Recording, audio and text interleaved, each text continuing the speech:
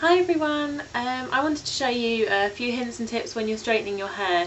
I know it's something that everyone thinks is very easy, but it's one of those things you're never actually taught to do.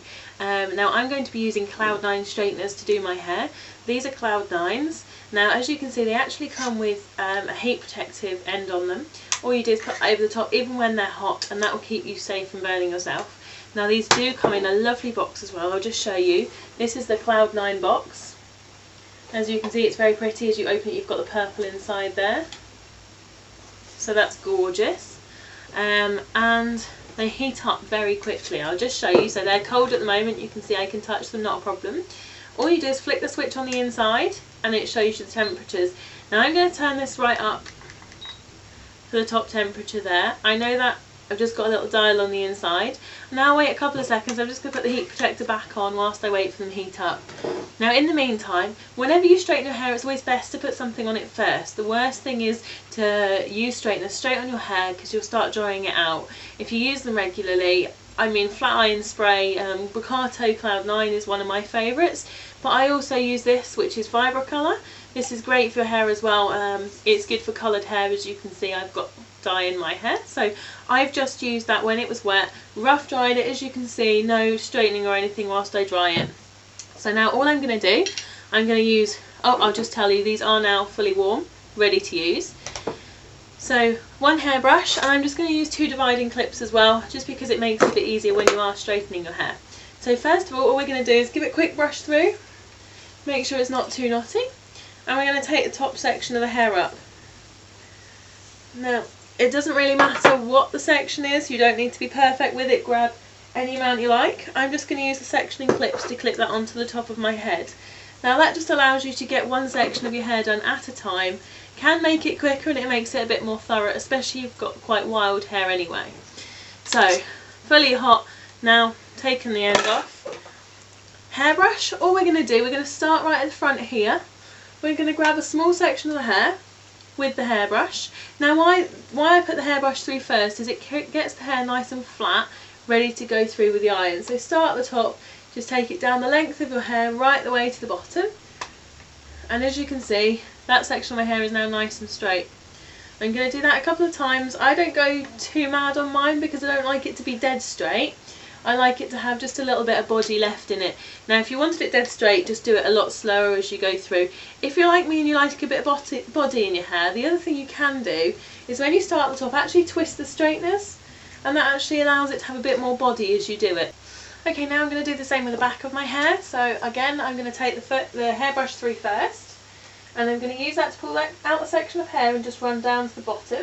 Now sometimes when you do the back of your hair, you can kind of miss the top slightly.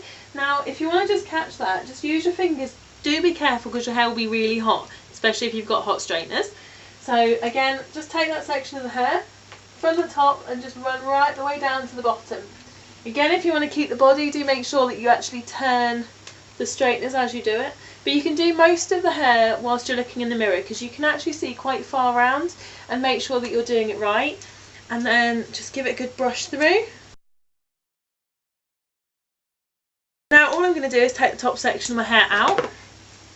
Find your parting wherever that is. I tend to keep my parting slightly on the side there, just because it fits in with my hairstyle.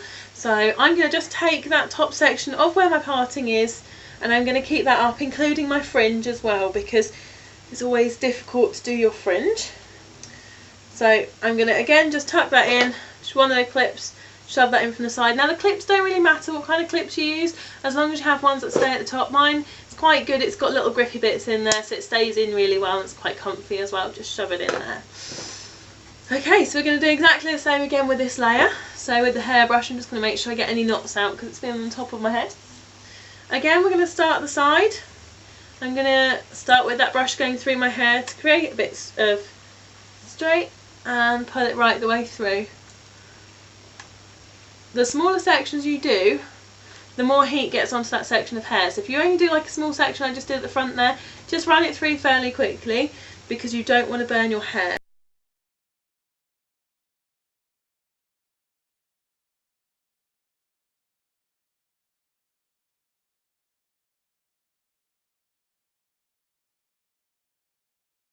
So you can see when you use good straighteners, it's always a quick, easy process. And again, if you wanted to create little flicks in your hair, it's very easy to do that. Just use the straighteners to come through, and I'm going to just curl it under there slightly just to give it a little bit of a coming in at the ends. I also, sometimes I do flick out as well. To do that, obviously just curl it the other way as you go down there. So that's the middle section. Now we've just got the very top of the hair to do, so it's nice and quick. Just going to make sure my parting's in the right place. My fringe is a little bit long fringe, so I'm going to have to curl mine under quite a lot. I'm just going to use that nice rounding action to get that in there. So again, just combing it through, start at the top, and all I'm going to do is go right round and curl it right under there. So you can see it's kind of giving me that nice going sideways fringe. And then just to finish it off, I'm going to go from the side here. I'm going to start off on the low section just to get it in the same kind of line as my fringe, and then go back and do the top part to make sure that it all blends in together.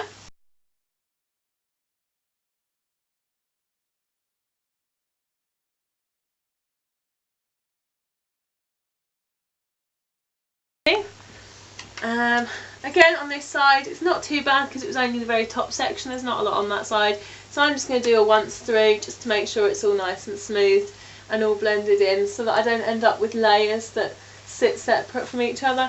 Again, same with the back, just give it a quick comb through and go through it there. And that is how to straighten your hair with a pair of straighteners. Now the one thing I will say is that you do need a good pair of straighteners if you want to straighten your hair. You can see that it's kind of given my hair a nice bit of shine in there. It also will stay in a lot better. The beauty about these is that you've got the temperature control on. You can see the lights there, that shows you which temperature it's on, so you can adjust that up and down. Now the lovely thing about that is if you're like me and you have got fine hair, you don't always have to do it on the top temperature. Now I'm sure you know that the more heat you put onto your hair, the worse it is for your hair, even when you use stuff beforehand. So yeah, always choose a decent pair of straighteners. I choose the Cloud9s, they are my favourites. I used to use GHDs, but I find that the Cloud9 give me a bit more variety with the temperature control and things, because the GHDs never have that. If you are interested in finding a pair of Cloud9, do get in touch with me. You can get in touch with me on my Facebook page, and I'm known as Love Your Hair because I like to help you love your own hair.